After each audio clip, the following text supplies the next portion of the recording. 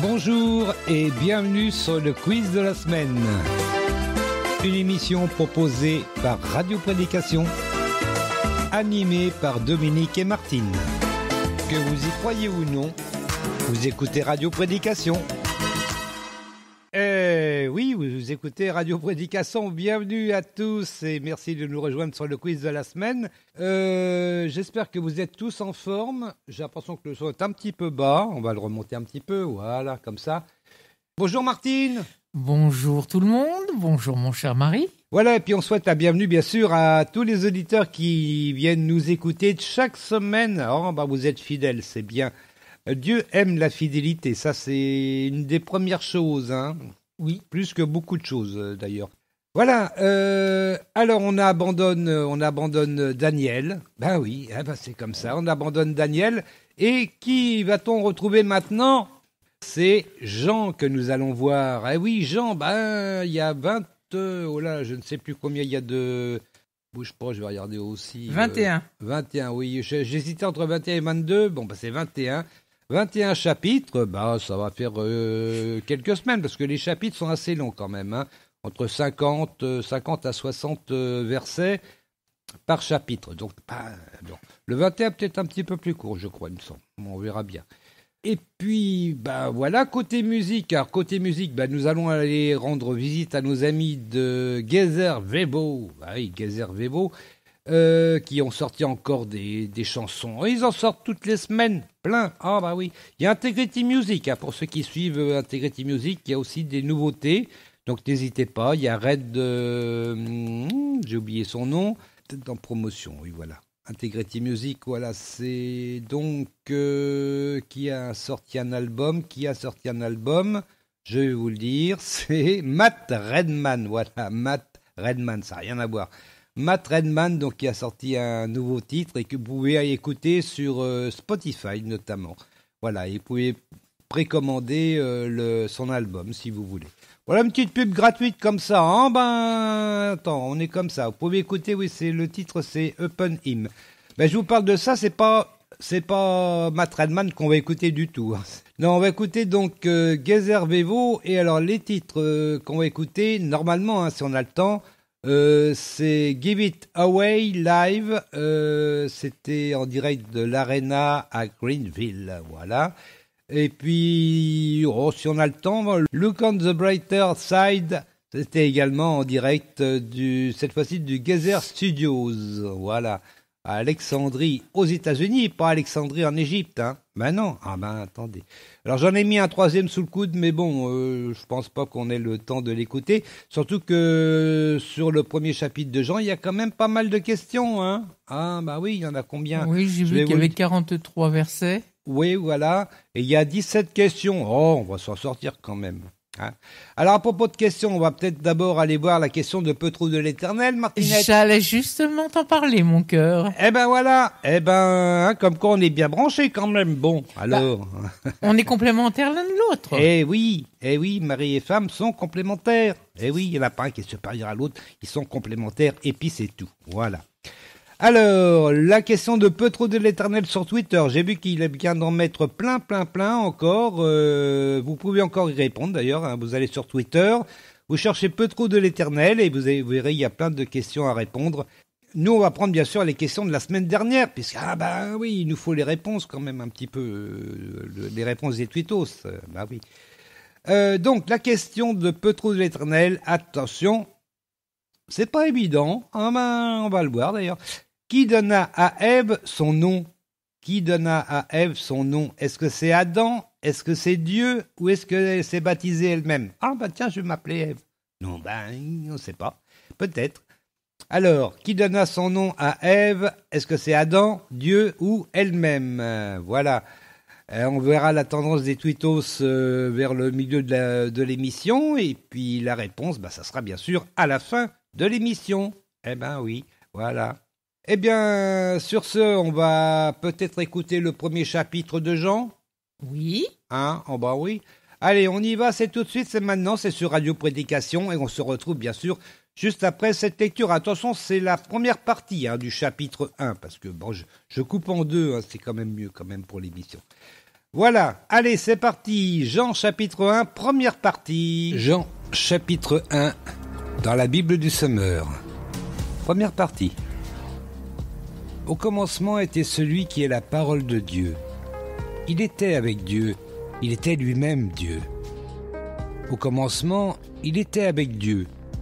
Tout a été créé par lui, rien de ce qui a été créé n'a été créé sans lui. En lui résidait la vie, et cette vie était la lumière des hommes. La lumière brille dans les ténèbres, et les ténèbres ne l'ont pas étouffée. Un homme parut, envoyé par Dieu.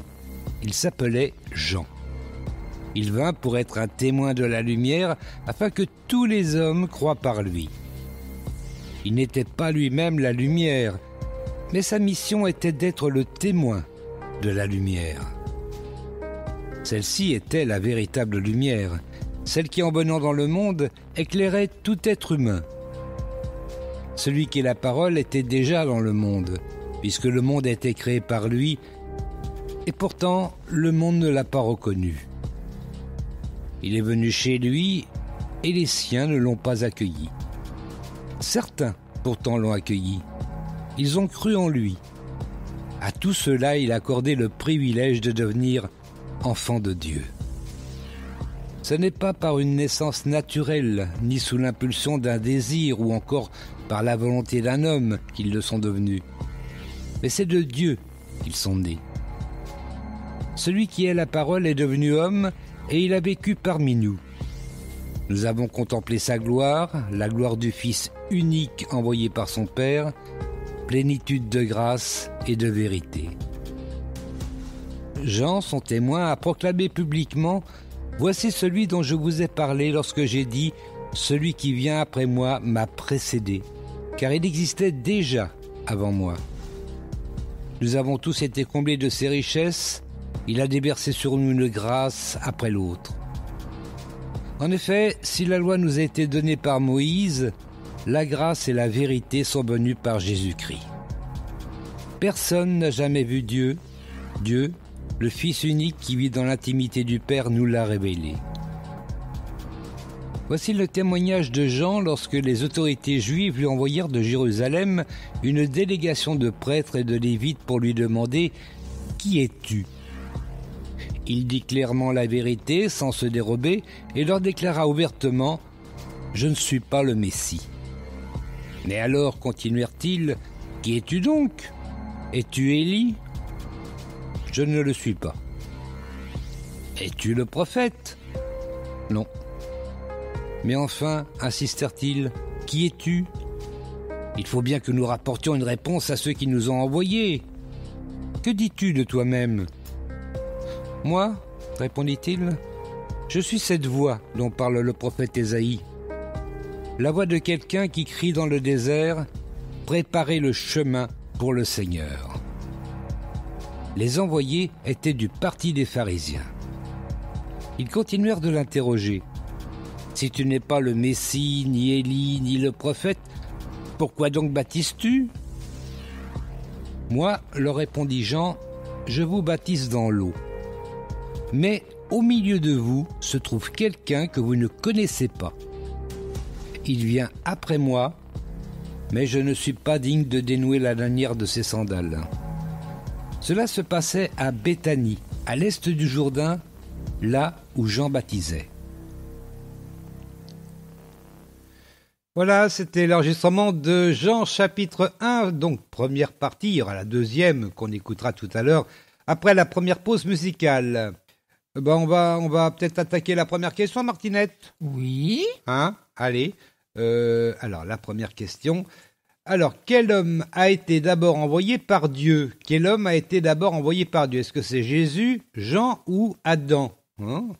Attention. Quel homme a été d'abord envoyé par Dieu ? Est-ce que c'est Jésus, Jean ou Adam ? Allez, un petit 10 secondes.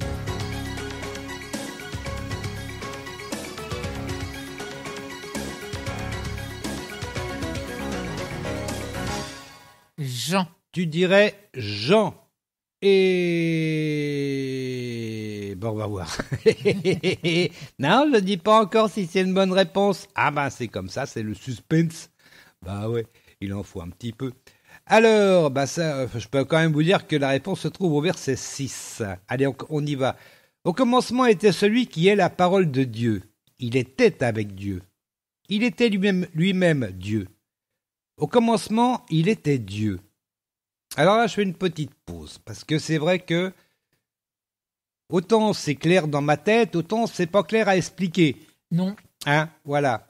Alors, on est d'accord. Il y a d'abord un petit indice qu'on pourrait voir, c'est la Bible Chouraki, qui, je vous rappelle, reprend assez fidèlement les textes hébreux et grecs, mais surtout hébreux, et Chouraki parle non pas de Dieu, mais d'Elohim.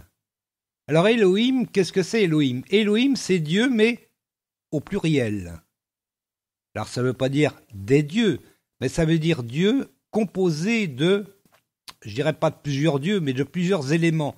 Et entre autres, bien sûr, il y a le Père, le Fils et le Saint-Esprit. Mais ça, évidemment, dans l'Ancien Testament, ils ne connaissaient pas. Donc il disait, par exemple, l'Éternel. Hein, il parlait de divinité, plus que de Dieu en lui-même. Et d'ailleurs, même au commencement, quand on prend la Genèse, on parle bien effectivement d'Elohim, donc Dieu au pluriel. Je vais aller voir un petit peu dans Wikipédia pour vous expliquer peut-être un petit peu mieux. Donc Elohim est une forme longue basée sur la racine El, signifiant Dieu dans les langues sémitiques. Alors attends, c'est pas ça que je voulais voir. Si, voilà. Grammaticalement, la forme Elohim se termine par la marque du pluriel, autrement dit im. Et on va aller directement dans le linguistique. Alors la terminaison en im d'Elohim, qui en hébreu s'applique au nom pluriel, à un nom pluriel, a fait l'objet évidemment de nombreuses interprétations. La pluralité se confirme à plusieurs endroits. Donc dans Genèse, chapitre 1, verset 26, Elohim dit « Faisons l'homme à notre image et à notre ressemblance ». Comme là, on voit bien que là aussi, il y a la marque du pluriel. Hein, notre image, notre ressemblance. Donc on sent qu'ils sont plusieurs. Mais évidemment, c'est remis en cause puisque on dit que Dieu est unique. Mais c'est là où ça complique les choses, parce qu'il est unique, mais en étant composé. C'est pas évident. C'est pour ça que moi, personnellement, quand je pense à Dieu, je pense plutôt à une entité composée. Donc voilà. Bon, ça c'est mon idée. Après, évidemment, ça ne concerne que toi. Voilà. Qu'est-ce qu'ils nous disent encore? Attends, je vais continuer la lecture. Si l'interprétation la plus fréquente dit que le faisons et le nôtre tient compte de ce qui suit, à savoir une humanité double, mâle et femelle, personnellement j'ai un doute là-dessus. On ne peut oublier qu'elle, au singulier, est aussi un nom d'une divinité. Bon, ça on va peut-être... Alors donc, ou encore ici, dans Genèse chapitre 3, verset 22, Elohim dit « Voici que l'homme est devenu comme l'un de nous ». Donc on peut dire que le Père est Dieu, Jésus est Dieu, et le Saint-Esprit est Dieu, puisqu'ils font tous partie de cette même entité. Voilà, voilà, j'ai dit ce que j'avais à dire. Après, vous allez voir à sa porte. Voilà, vous allez voir avec votre pasteur, il va peut-être faire des gros yeux. Bon, c'est comme ça. Et puis on va s'arrêter là parce que je veux pas non plus aller. Non, parce que tu commences à prendre du retard, mon cœur. Voilà, en plus. Allez, on y va. Tout a été créé par lui. Rien de ce qui a été créé n'a été créé sans lui. Ils étaient trois. En lui résidait la vie, et cette vie était la lumière des hommes. La lumière brille dans les ténèbres, et les ténèbres ne l'ont pas étouffée. Un homme parut, envoyé par Dieu. Il s'appelait Jean. Oui, donc du coup, on peut applaudir Martine. Attends. Oui. Oui, c'était Jean qui a été envoyé par Dieu. Allez, on va continuer la deuxième question. Que sont devenus ceux qui ont cru? Ils sont morts, en même temps. Ils sont parents ou ils sont enfants? Que sont devenus ceux qui ont cru? Ils sont morts, ils sont parents ou ils sont enfants? Allez, un petit 10 secondes.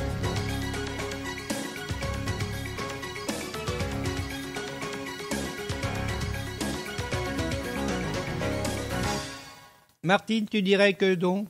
Je cherche. Bon, alors. Allez, c'est au verset 12. Ils sont enfants de Dieu. Voilà, ils sont enfants de Dieu